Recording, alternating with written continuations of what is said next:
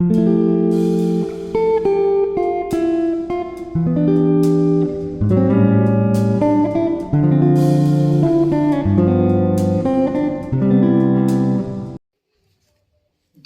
धिरिंग ये एक ऐसा वर्ड है जिसका संबंध नेट के एग्जाम से है। चलिए इस वीडियो को देखिए, तब पता चलेगा कि आगे चल के ये क्वेश्चन कहाँ जरूरत पड़ेगी। अब welcome to my channel dance joy passion ambition. मैं इनाक्षी, आप सबका स्वागत है। सबसे पहले मैं उन बच्चों के बारे में बात करना चाहती हूँ जो डिप्लोमा में हैं। आप लोगों ने मेरा भरतनाट्यम ट्यूटोरियल देखा है। मैंने 5 ट्यूटोरियल जारी किए हैं जो कि सबको बहुत पसंद आ रहा है। और इसमें जो डांस का स्टाइल है वो कला क्षेत्र स्टाइल है, तंजौर घराना। ठीक है, तो आप उसके अकॉर्डिंगली जो स्टेप्स मैंने शेयर किए हैं उन्हें फर्स्ट स्पीड, सेकंड स्पीड और थर्ड स्पीड के हिसाब से प्रैक्टिस करते रहिए।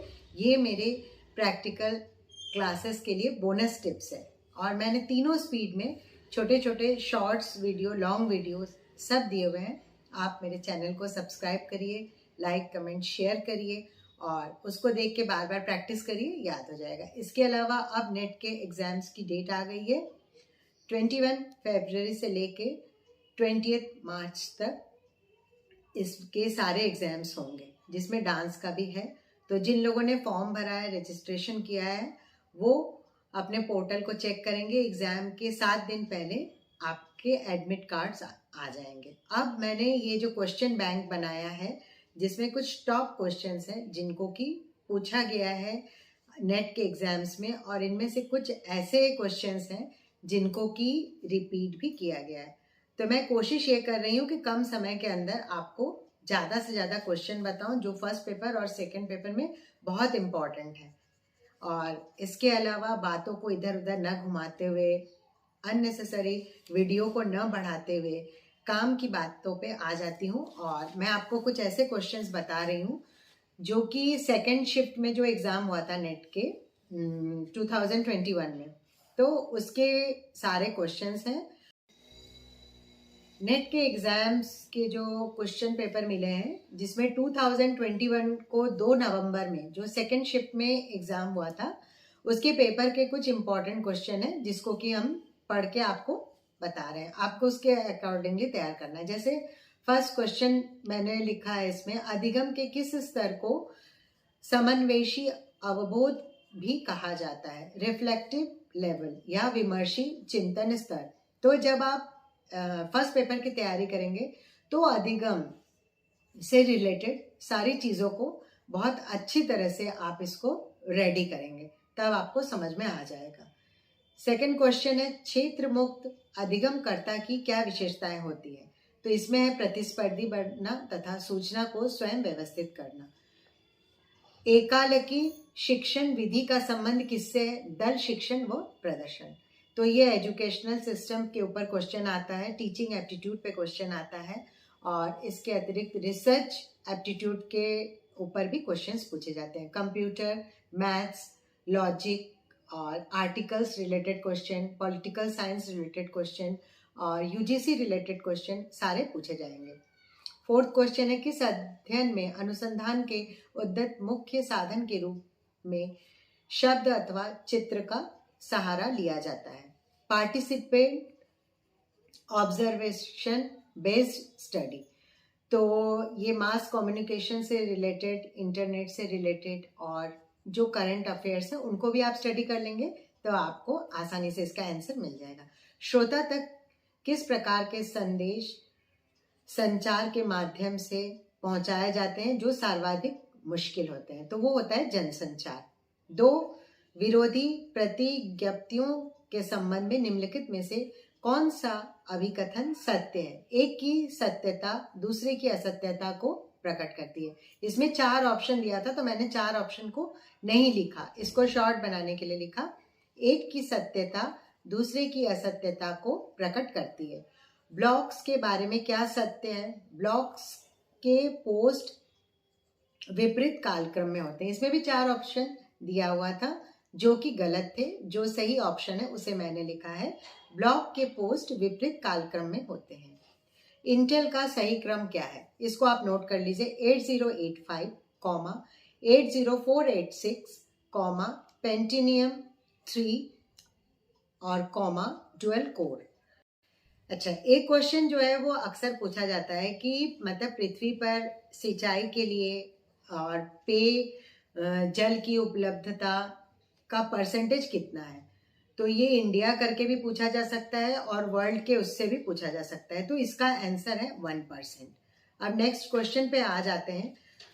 प्रदूषित शहरों में प्रोटो रसायन यानी स्मॉग को प्रोटो रसायन भी कहते हैं का कौन सा घटक सबसे कम मात्रा में रहता है। ओजोन।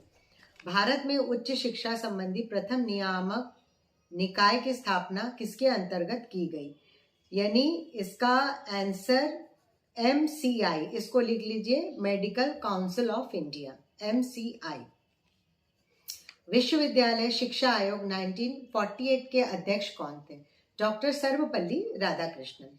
ध्वनि एक गुण है क्योंकि यह दृश्यमान है। कथन में कौन सा हेतुआभास है। स्वरूप सिद्ध।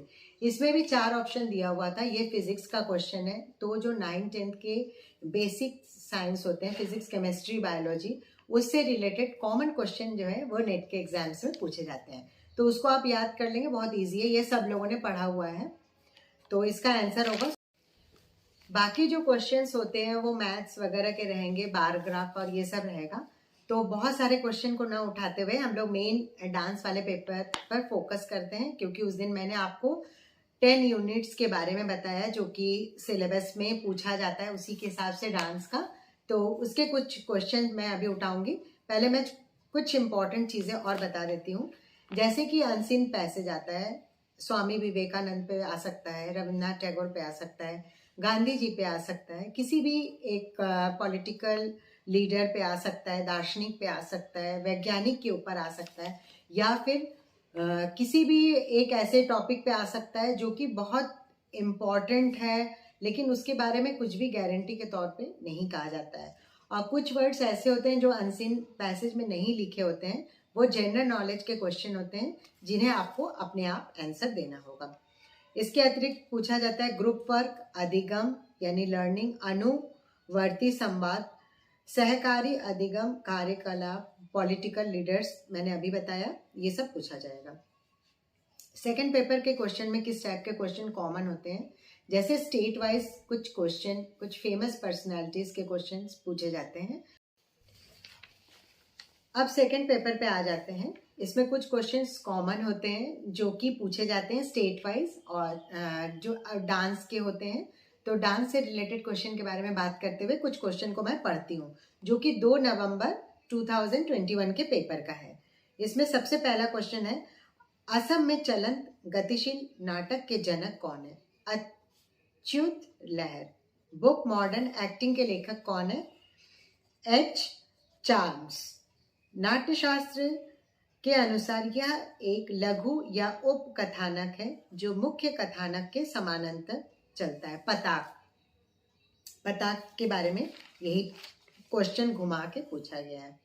नारीवाद के दृष्टिकोण से शास्त्र पुरुष संपत्ति है। Which way the female bodies are known when the text is masculine property? तो इसका आंसर है रिप्रेजेंटेटिव, सेक्सुअलाइज्ड एंड ऑब्जेक्टिफाइड। कुछ ऐसे रचनाकार हैं जिनके बारे में मैंने बताया था, संस्कृत नाटककार, उनकी रचनाओं के बारे में पूछा जाएगा। तो इसमें नेट के क्वेश्चन में पूछा गया था एक क्वेश्चन, भवभूति द्वारा रचित 3 नाटकों के नाम बताइए। मालती माधव, महावीर चरित, उत्तर रामचरित। ड्रामा से संबंधित अनसीन टॉपिक, इसके अलावा एजुकेशन, ज्योग्राफी, सोशल स्टडी और साइकोलॉजी। इसके क्वेश्चन फर्स्ट पेपर में भी पूछे जा सकते हैं या इसको डांस के साथ कनेक्ट करके सेकंड पेपर में अनसीन पैसेज के रूप में भी पूछे जा सकते हैं। रामलीला, रासलीला, यक्षगान, ये जो फोकलोर थिएटर्स होते हैं, अंकीय नाट, जात्रा, इनके बारे में भी अनसीन पैसेज पूछा जा सकता है। इसका कोई भी वो नहीं है, गारंटी नहीं है कि हाँ ये टॉपिक इस साल पूछा जाएगा। हर साल उसको चेंज किया जाता है, तो उसको पूरा पूरा आप डिटेल में पढ़ लीजिए। कौन सा जावा का एक रोड पपेट थिएटर है? वायांग गोलेक। भीष्म पितामह का पूरा नाम क्या था? देवव्रत। महाभारत से रिलेटेड 2 क्वेश्चन जरूर पूछे जाएंगे, इसको आप नोट कर लीजिए। बृहदारण्यक उपनिषद किस वेद से संबंधित है? शुक्ल यजुर्वेद। मतलब यजुर्वेद के जो डिवीजन होते हैं उसमें शुक्ल यजुर्वेद से इनका संबंध है। इंद्रजीत का लोकप्रिय नाम क्या है? मेघनाद। बांग्लादेश के एक लोकप्रिय कला का क्या नाम है? कोबी गान, या उसको इंग्लिश में कवि गान, KAVIGAN। बांग्लादेश का एक लोकप्रिय नृत्य बाउल डांस। बाउल नाच पता होगा, वेस्ट बंगाल में भी बाउल नाच किया जाता है, जात्रा भी किया जाता है। और आसाम का है अंकीय नाट।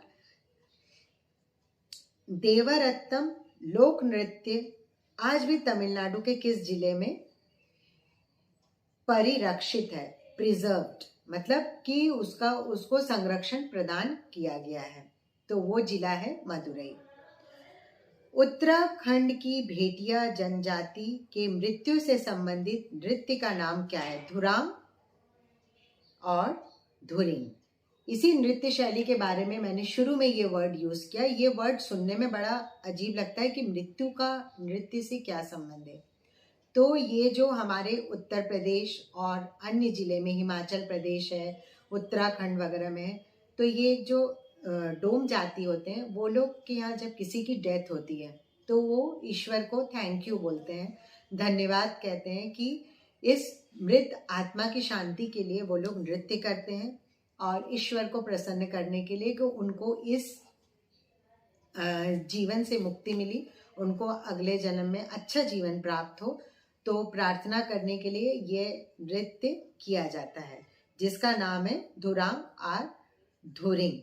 और दूसरी चीज, एक बात और है जिसमें ये बताया जाता है कि जनजातीय नृत्य में मध्य प्रदेश वगैरह की जनजातीय जो नृत्य शैलियां हैं उनको आप बहुत अच्छे से पढ़ लीजिएगा, क्योंकि वहाँ कई तरह के, बिहार मध्य प्रदेश में कई तरह की जनजातियां हैं जिनके की नृत्य शैली को इसमें डांस के एग्जाम्स में पूछा जाता है।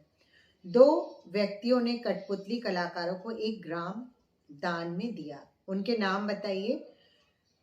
विप्परुल्ला कोंडप्पा गोंडप्पा, ये 2 लोग हैं। विप्परुल्ला कोंडप्पा अलग है और गोंडप्पा अलग है। बाली, इंडोनेशिया के 2 नृत्य, सारगाकू एंड लेगोंग। 3 व्यभिचारी भाव को वीर रस से संबंधित जोड़े में बनाइए। तो व्यभिचारी भाव तो 33 होते हैं, लेकिन वहां पे जो ऑप्शंस दिए हुए थे उसमें से 3 कौन से सही हैं? धृति, गति और गर्व, जिनका संबंध की वीर रस से। इसी तरह से इसको कन्वर्ट किया जा सकता है कि जिसमें श्रृंगार रस से भी पूछा जा सकता है और भी अन्य रस से संबंधित ये क्वेश्चन अलग करके पूछा जा सकता है। पूर्व रंग का क्रम, नांदी, रंगद्वार, चारी, त्रिगत, परिरोचना या प्ररोचना। अब नाट्यशास्त्र से रिलेटेड बोनस टिप्स मैं आपको ये देना चाहूंगी कि नाट्यशास्त्र को पढ़ते समय किन बातों को ध्यान में रखिए, क्योंकि एक वीडियो मैंने शेयर किया है जिसमें नाट्यशास्त्र के सारे चैप्टर का ब्रीफ इंट्रोडक्शन है। इसमें आपको पूर्व रंग के बारे में बहुत सारे क्वेश्चन पूछे जाते हैं, तो आज मैं पूर्व रंग के बारे में शॉर्ट इंट्रोडक्शन ये दूंगी कि नाट्यशास्त्र के 3रे भाग में पूर्व रंग को बताया गया है, जो कि 5th चैप्टर में बताया गया है। इसमें पूर्व रंग का क्या अर्थ है, इसको मेन इजी लैंग्वेज में समझ लेते हैं कि जब नाट्य प्रयोग या नृत्य है या कोई प्रोग्राम है उसको सफल बनाने के लिए पर्दे के पीछे और पर्दे के बाहर जो सारी चीजों को वेल ऑर्गेनाइज्ड वे में रखा जाता है या तैयारी कैसे की जाती है, उसको हम पूर्व रंग कहते हैं।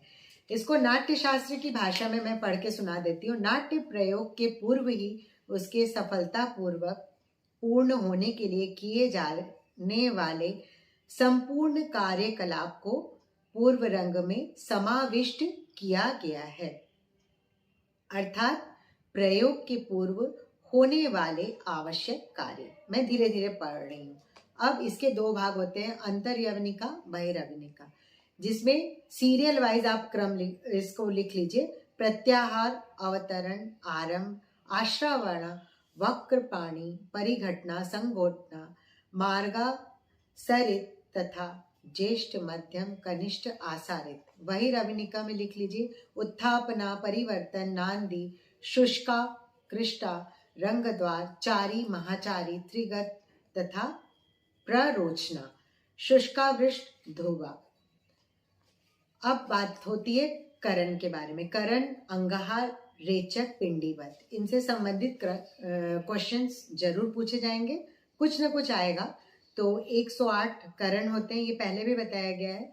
तो उनमें से ये भी हो सकता है कि कुछ करणों के नाम, तो शुरू के करणों के नाम और आखिरी में सबसे ज्यादा क्वेश्चन पूछा जाता है कि सबसे आखिरी करण या पहला करण कौन सा है।